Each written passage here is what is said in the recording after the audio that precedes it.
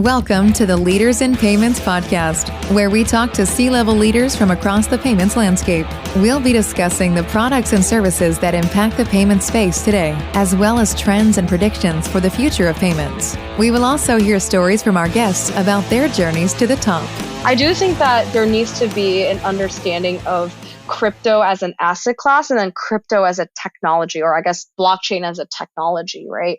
That isn't just about speculation. It's really about trying to solve a real need that is just fundamentally difficult to do with the tech stack that we currently have in traditional finance. And so a lot of the things that I was really frustrated with at Google Pay towards the end of my time, which has to do with working with the existing infrastructure, was actually something that I thought could be solvable, right, with this new tech stack within the blockchain.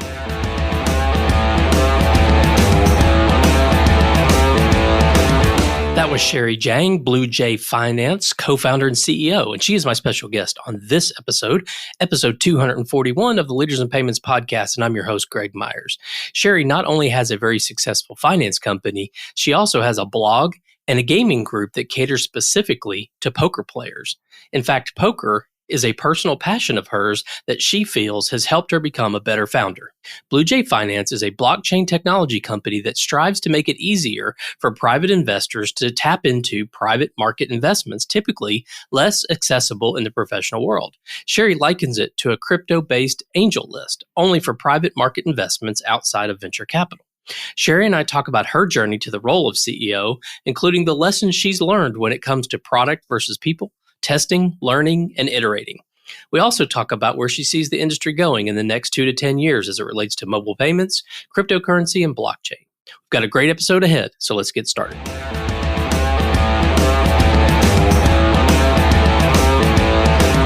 Hi, Sherry. Thank you for being here and welcome to the Leaders in Payments podcast. Thanks, Greg. Excited to be here. Great. So let's dive right in. Tell our audience a little bit about yourself, maybe where you grew up, where you went to school, where you currently live, a few things like that. For sure. So I'm Sherry. I was originally born and raised in the U.S.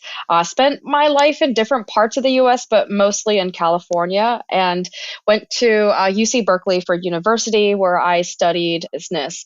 And luckily, because I was in the Bay Area from that time on, I really caught the tech bug in the 2010s. So my first job out of school was actually at Amazon, which then later became Google when I moved over there in 2015 or so.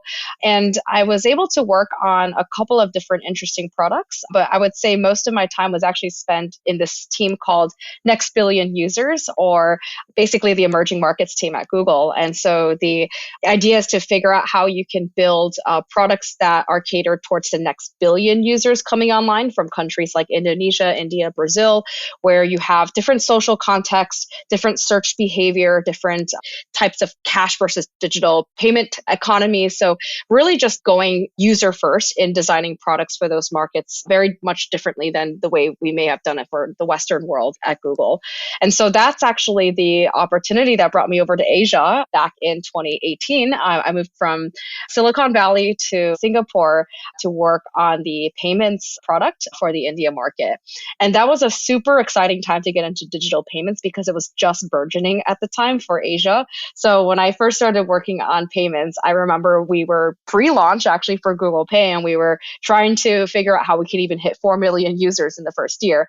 That ended up being 13 million, which then ended up being 50 million by the next year. And by the third year, we were over 100 million users for Google Pay in India, which was really, really exciting. And I think it did really play out the whole like cash to digital payment leapfrog that happened in China, happening in India as well, just because the transformational improvement of using digital was just so much more than using cash, that you effectively skipped over credit cards, right? Credit cards and debit cards for the India market. So this experience really opened my eyes to the impact that technology really can have in terms of digital financial inclusion. I mean, I'm talking about numbers, but it was actually actually amazing to go to the streets of Bangalore and see like pineapple juice vendors, like these tiny stores, right? Actually accepting QR payments and accepting digital payments, which is really cool. But that really goes to show that technology really does have that impact down to the level of these street vendors, right, in India. So that's really where I kind of figured out this is a space that I want to dedicate a big part of my career to, furthering that kind of mission.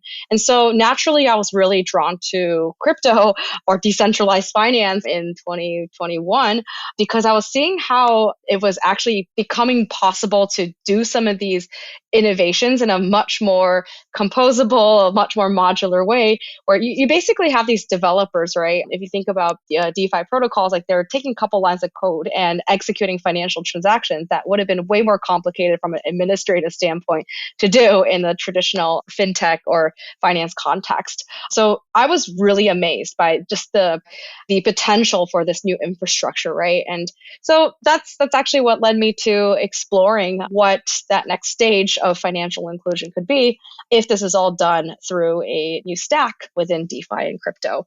And so that's a bit of my story. I'm still based here in Singapore. Using the mission that I had, I started a company here in Singapore called Bluejay, which I can get into in a minute or so. But basically, we're using blockchain technologies to make it much, much more accessible for investors to tap into private market investments, which are typically less accessible in the traditional world, both in terms of the type of assets that people invest in, as well as the places where they're located in, because cross-border investments across different nations is actually can be quite challenging. So yeah, that's a bit of my background in a nutshell, but happy to jump into any area that, you find interesting. Yeah, well, let's dig into Bluejay Finance a little bit more. So you kind of explained what it was. Maybe tell us sort of who the customers are versus the individuals or companies that are making investments. Maybe talk about the customer set a little bit. Yeah, absolutely. So actually, one easy way to think about what Bluejay is, it's basically like a crypto-based angel list,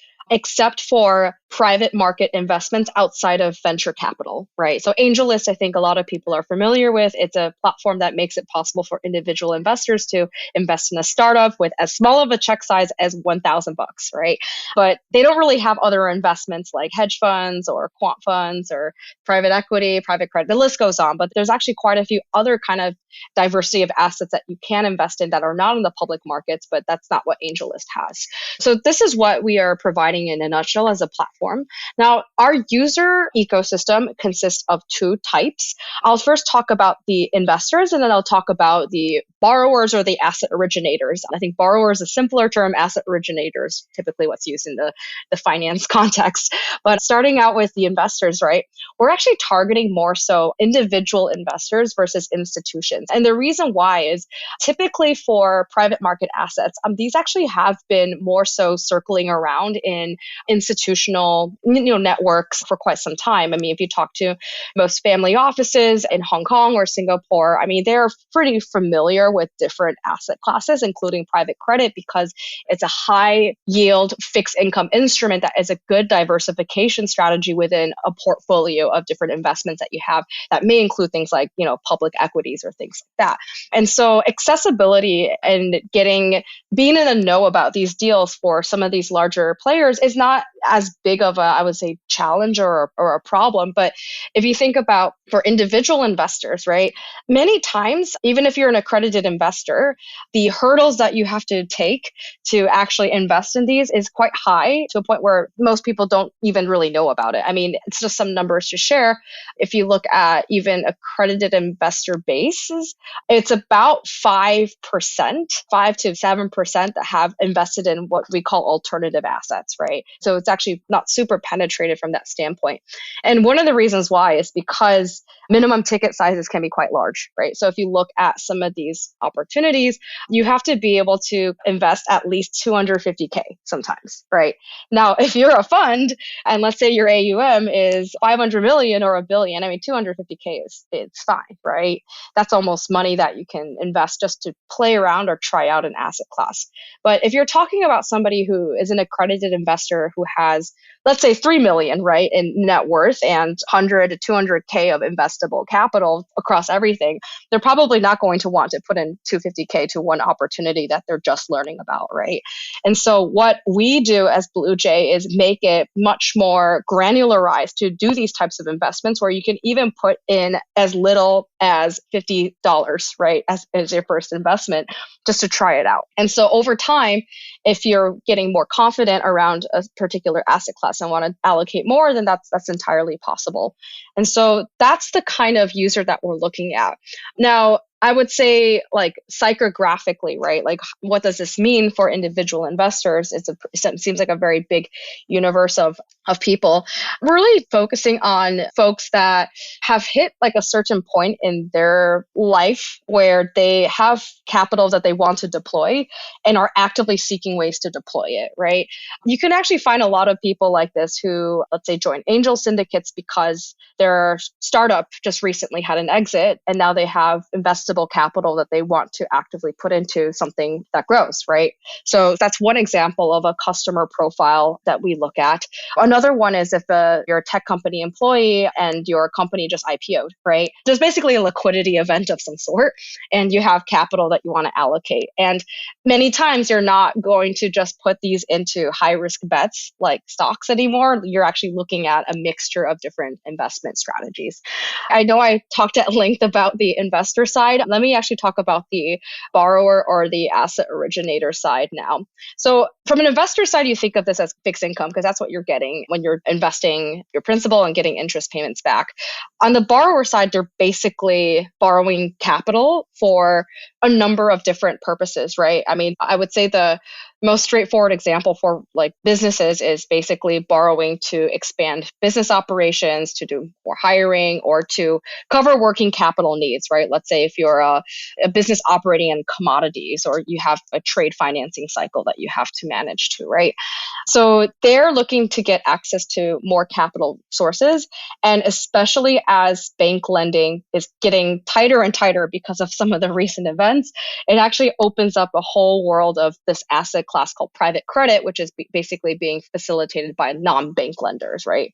And so pretty much on this side of the market, anything that is less than 50 million in size is actually being underserved in the market to some extent. So these are mid-cap or even small cap companies that really do have these capital needs and quality businesses, but are not able to actually fit that kind of, I guess, sweet spot of size among the more traditional lenders. So that is the ecosystem that we have here with Bluejay Finance as a platform. And where I guess payments really comes into play here is that all of this is actually done on the blockchain currently. So the investments are made in stable coins pegged to real world currency. So again, these are not crypto assets that are being used for investments like Bitcoin or Ether, but they're like US dollar stable coins or Singapore dollar pegged stable coins that hold a value to a currency. They're being used as a vehicle for investment.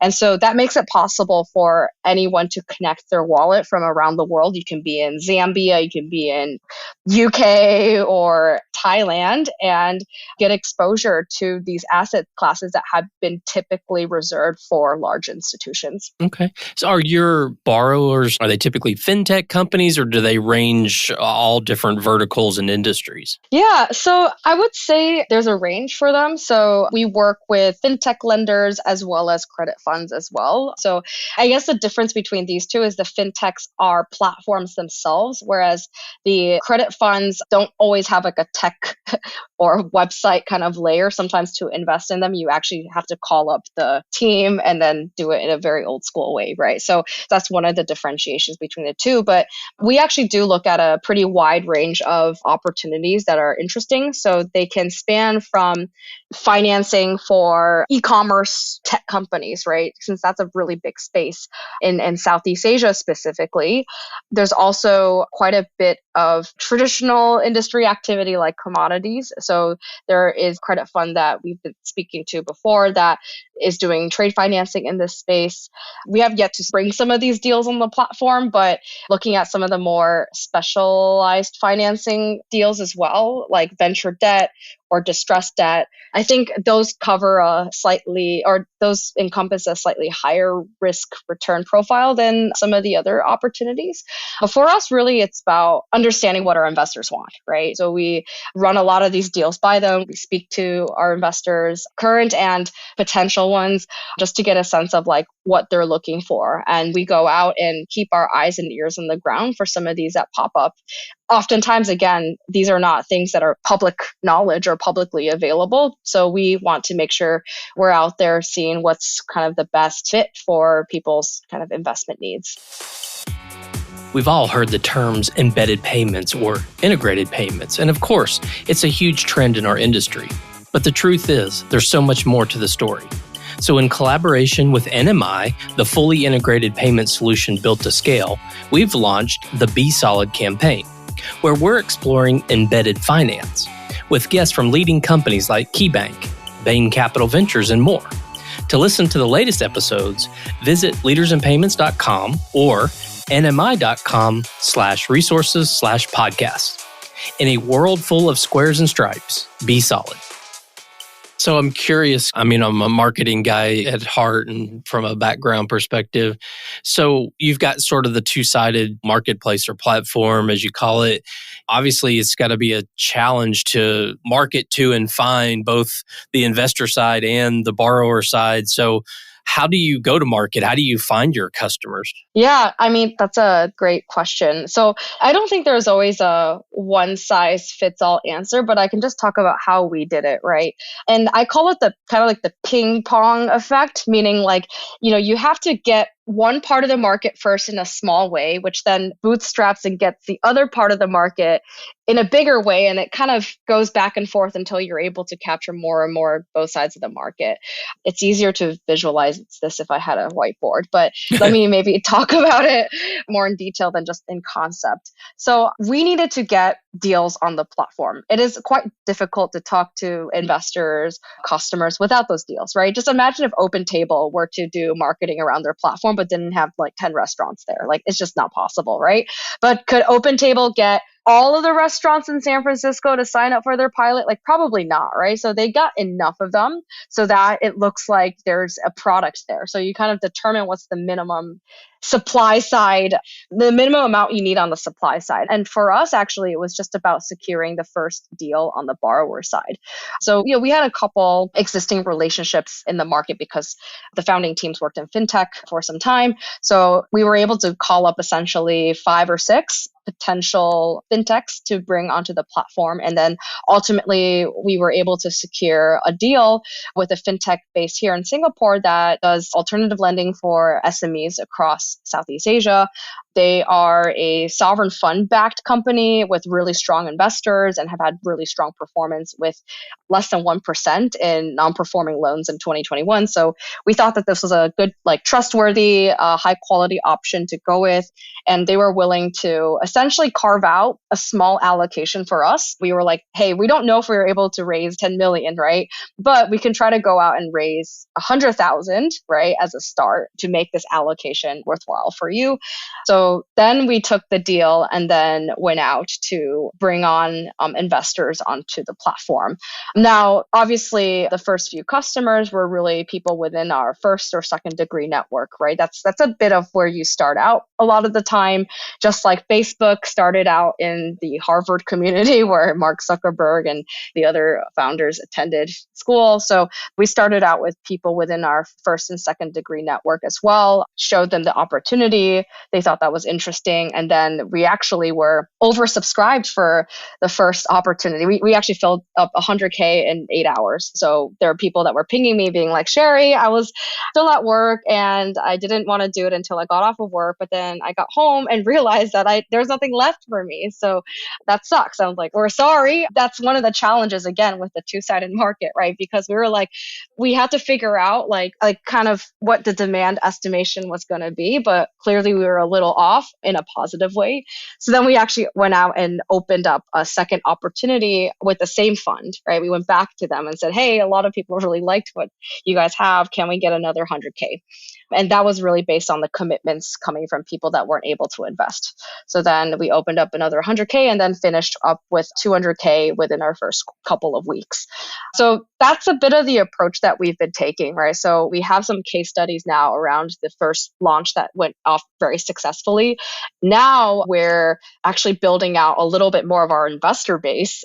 And from there, we're taking more of a, I would say almost like community-based approach. If you've ever been in like different angel syndicates or see what different investment clubs do, it's a lot of like deal sharing. It's a bit of like educational content as well, because not everybody is necessarily as familiar with the asset class or alternative assets as others. So we're really actually building up the investor community side of things. And then once we're able to get a good sense of what kind of assets this community is really, really interested in, we can take our short list of a dozen or so other opportunities we've been talking to on the borrower side and figure out which ones to launch. So yeah, it's definitely a very organic process, right? And I don't think there's a one size fits all formula for every single company, but this is at least how we've been tackling it. Right, right. So you mentioned, there's a lot of opportunities for angel investors to find somewhere to invest. So what are you doing that makes your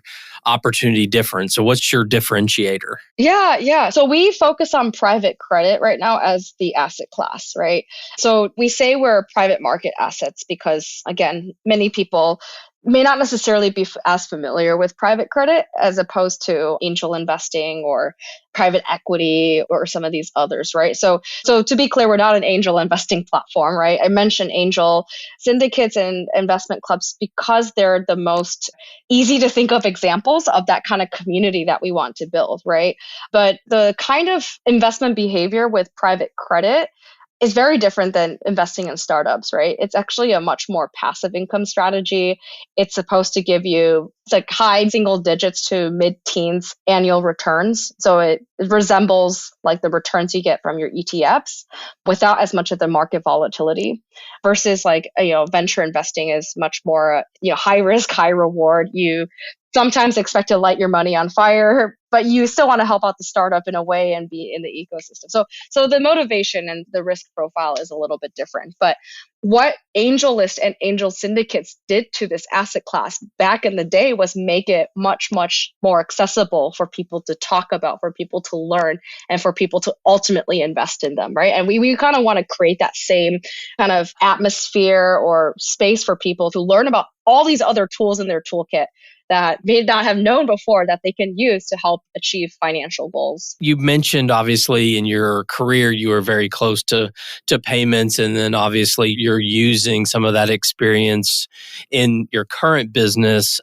But taking a step back and looking at the payments industry as a whole, kind of where do you see things headed, say, in the next 2 to 3 years? Yeah. So I'd say in the next 2 to 3 years, we're just going to see this inexorable trend towards mobile payments, right? I think right now it's about 60% penetration for Southeast Asia. That's the number I'm most familiar with since this is my region.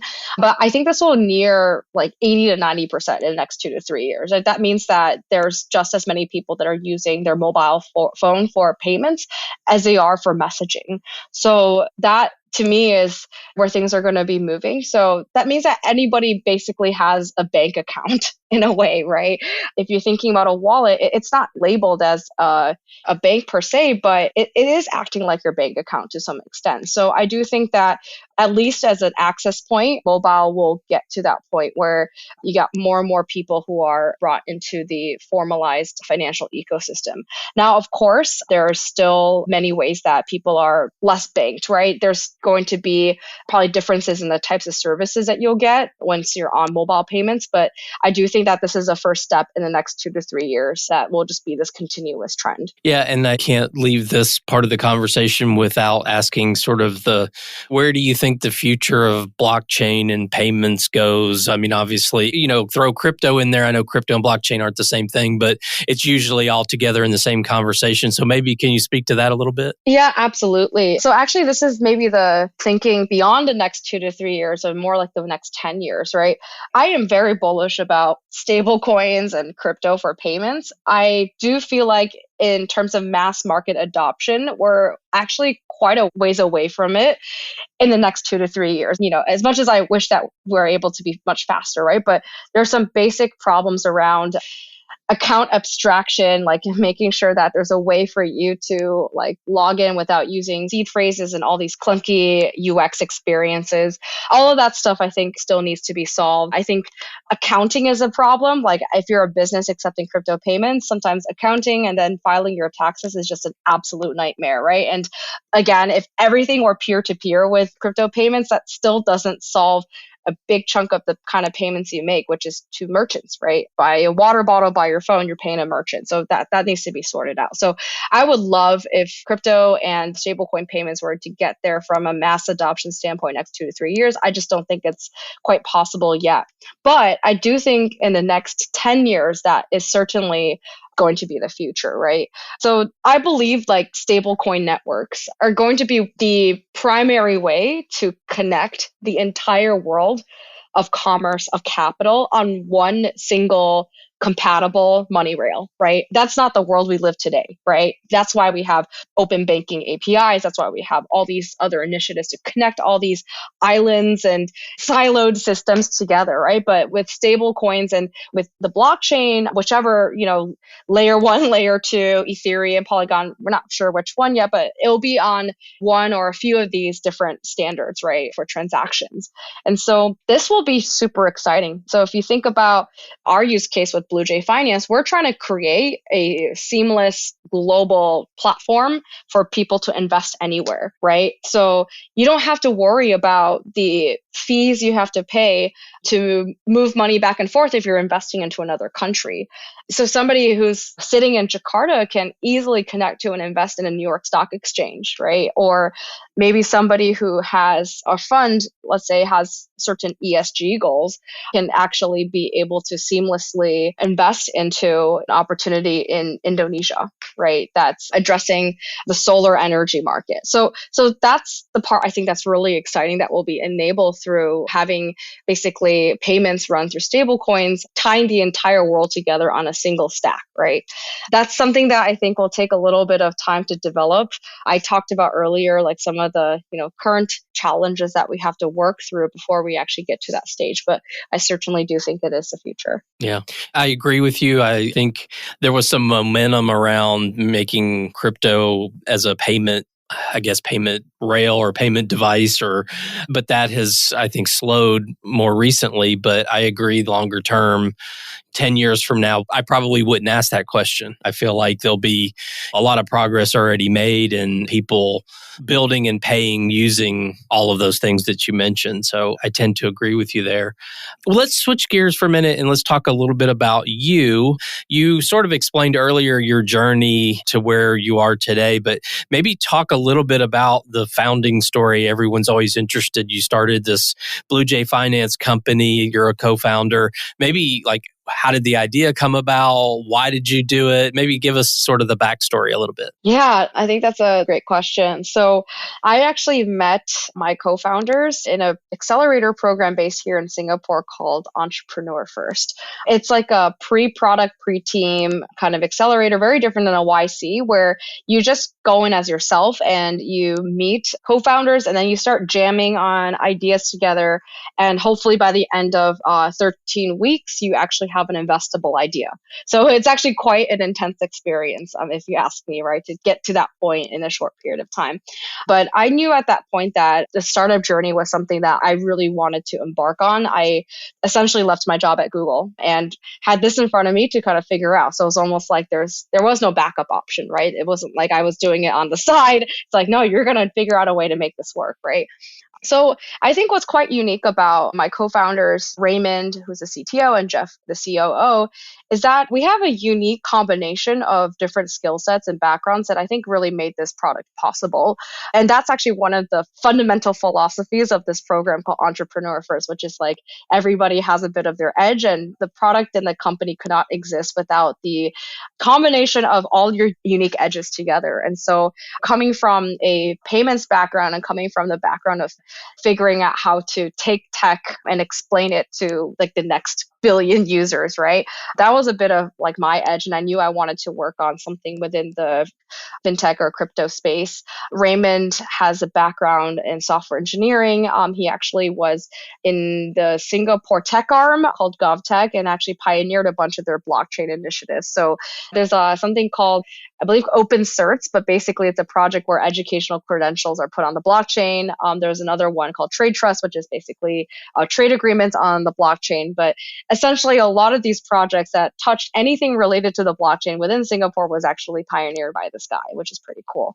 And then Jeff is someone who is from Myanmar, actually. He's done 2 startups before this, both in Myanmar. And he really comes from the context of growing up in a place where he essentially was less banked, right, than folks that are a little bit more privileged, like myself growing up in the US, and then Raymond growing up in Singapore. And so very like the problem space of financial inclusion from a tech perspective is something that is quite near and dear to him. So it was really the combination of all of our experiences that really brought us to the idea. So we did bounce around a couple of, I would say, users and technologies, which is, I think, if you ever, I can probably talk for 7 hours about the 0 to 1 journey as a startup founder, but you're kind of bouncing between, okay, product and market and product until the two kind of make sense together. But initially, we were thinking about actually building a cross-border payments app using stablecoins for migrant workers. So it was a very specific user and a very specific use case. So of course, we've evolved a few times through different ideas during the accelerator and then obviously until now, based on like iterative learning, really. So it was a combination of figuring out how big and commercializable a market is, because even if we do focus on a social impact, you do need commercial viability to grow. It's a combination of that, a combination of figuring out what is possible from a go-to-market standpoint too, because as a startup, you have limited resources and sometimes high cost per acquisition, right, to acquire your first few customers. And then also thinking what was possible on the product side. And so we worked through a couple of different iterations of what Bluejay is, or I guess what Bluejay was, right? So started out stablecoin payments, then went into more stablecoin platform. So less so on the application side, more on the platform side or infrastructure side. And then from stablecoins, then we got into more of the asset management side, because we realized that the use case for stablecoins is going to be, it's much more readily adoptable for this than it is for payments at this moment, at least from a 14-person startup perspective, right? With limited upfront liquidity to be able to actually manage payments between different corridors. So I know that was a bit long-winded, but I think if there's a couple of lessons I can take from here, I think number one, it's not about your product, it's really about your people and making sure that you guys are all collectively very good at testing, learning, and iterating, right?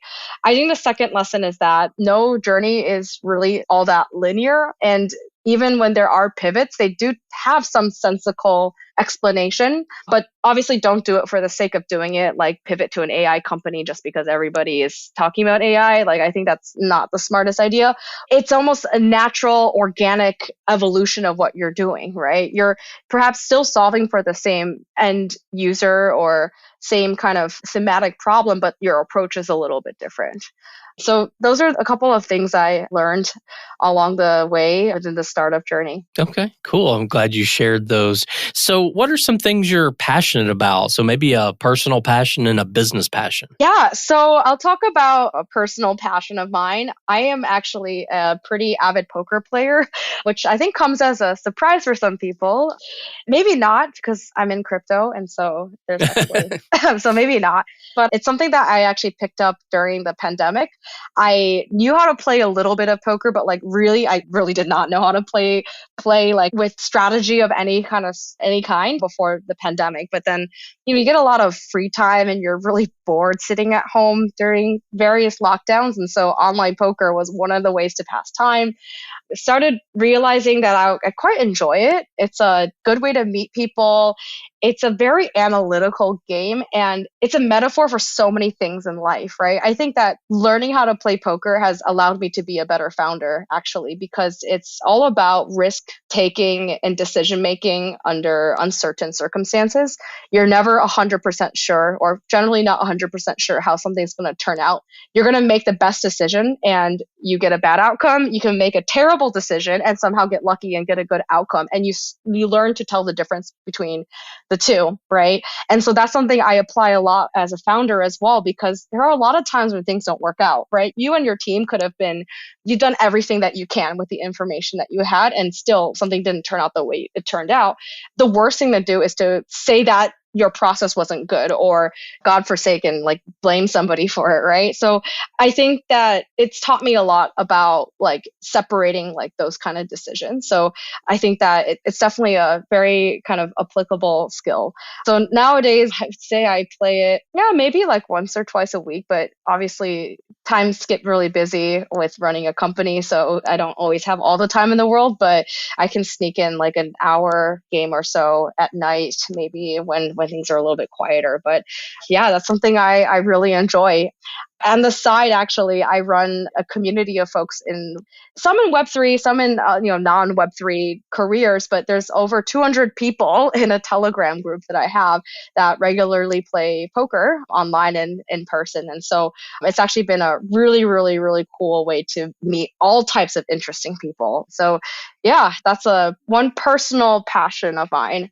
You asked about a business passion of mine. I also very much enjoy writing. There is a blog that I do on the side called The Long Thesis.